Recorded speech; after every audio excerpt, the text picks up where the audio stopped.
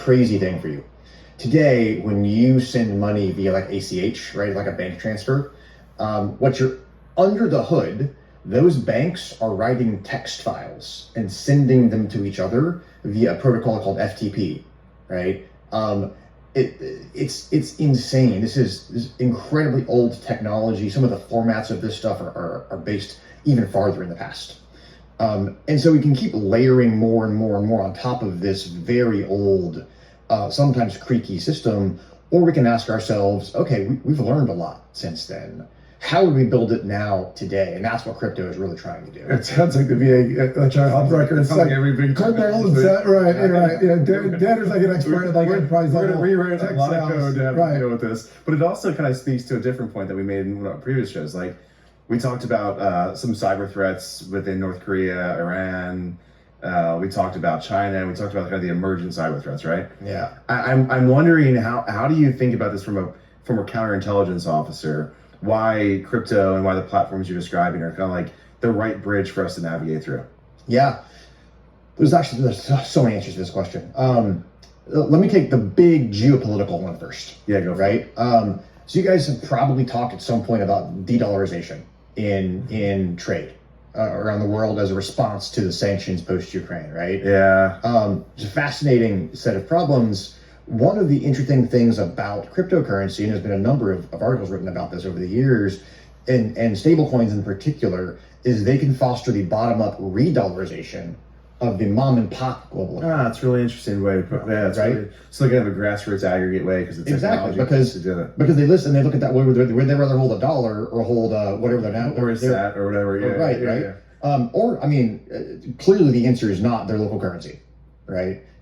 So that in itself is a fascinating use case for crypto and reason that it's going to be a durable global phenomenon. I love that. That makes total sense. So let's talk about you real fast because I'm like, this is a really great story. Yeah. You had a non-traditional path in the military. Yes, I did. You started as a software engineer. Yep. And then you went in the military. So talked about that a little bit for me. Yeah, sure. So I was that nerd in their parents' basement. Yeah. Right. Back in them, his parents didn't have a basement, so it's a notional basement, right? Garage basement. Yeah. Right. Whatever. Yeah. Thing. Yeah. Taught myself to code when I was in high school. Went to college. It was super boring. Dropped out.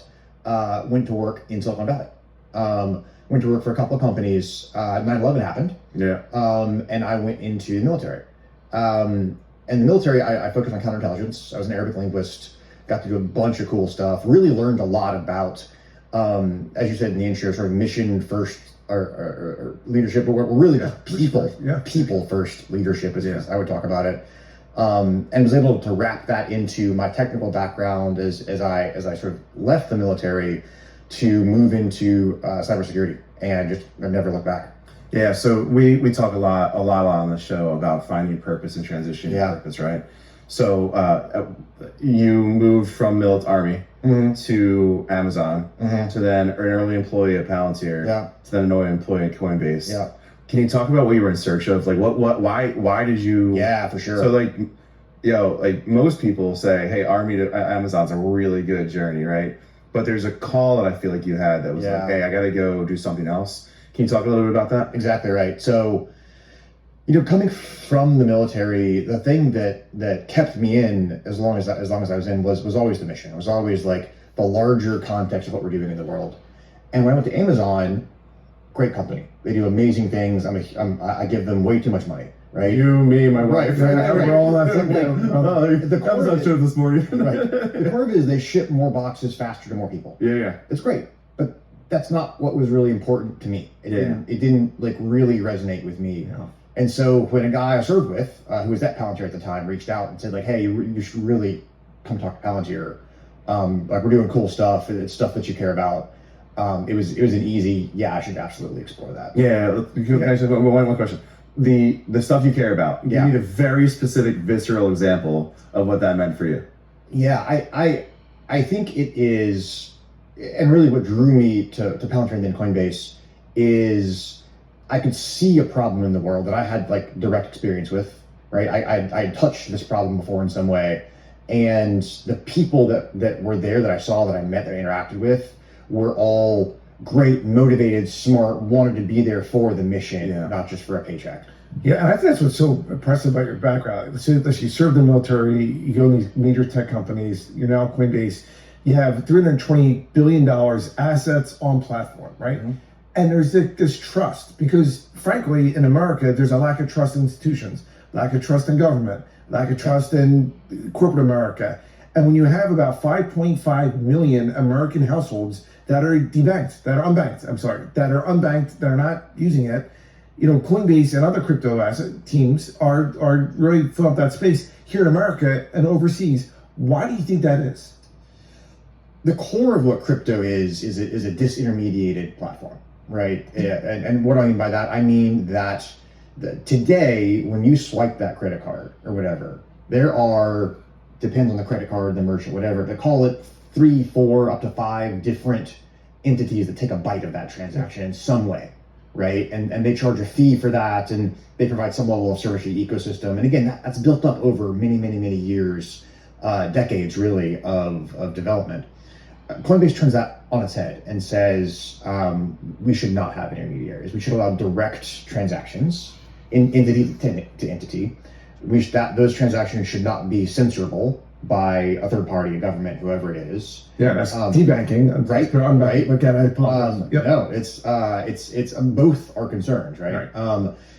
And it allows that to happen in a way that is that you don't have to seek approval by a bank, for example, to engage with the protocol. Yeah, we did an event with Senator Pat Toomey, with Coinbase, run up to elections, just getting people to vote.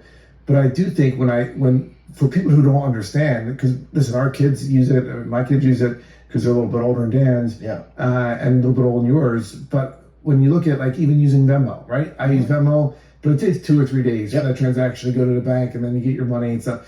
So why do you think it's so easy for folks just to trust it? Is it that pay-verbally and instant response that they get, that they build it up over time? I think some of it is that. It happens right there in front of you. Very quick transaction times. Once you get into the infrastructure of it, you understand a little bit more about, hey, right now, those numbers in my bank account are basically me trusting the bank.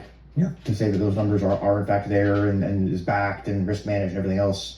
If you choose to be a self-custodial user of crypto, there's no trust in that system. There's just what you we talked about that in the context of veterans trusting, and we had a conversation most recently about all right, vets, you guys know it's not easy to give your money away. Right. Why are you don't the first litmus test should be easy to give my money away, right? That should be the very first thing to know you might be getting frauded. Can you talk about that a little bit? How do you see personal financial protection and security being integrated into one to create that new environment for folks? Man, it is so tough right now, especially with the rise of generative AI, to tell truth from falsehood. That's such a scary proposition. And this has a huge impact on fraud. Yeah. Right, where the fraudsters now, even if, let's say, there's a call center in, I'm just going to pick a random country, not casting shade, but a call center in the Philippines, of folks, AI can fix their accents, right? AI can make them sound like they are next door to you. Oh my gosh! Right? That they're from Pennsylvania. Hey, this is Penny from Kansas. 100%. Right? It can do all sorts of things that enable very targeted exploitation in that way, and do it at scale. Yeah, which is so scary when we talk about financial fraud and victims in that way. It also enables the scammers to be much more efficient in how they do things, right? If you're a scammer reaching out to some victim, well, maybe you can have an AI chatbot take the first half of that, right? And now only a human gets involved later in the pipeline.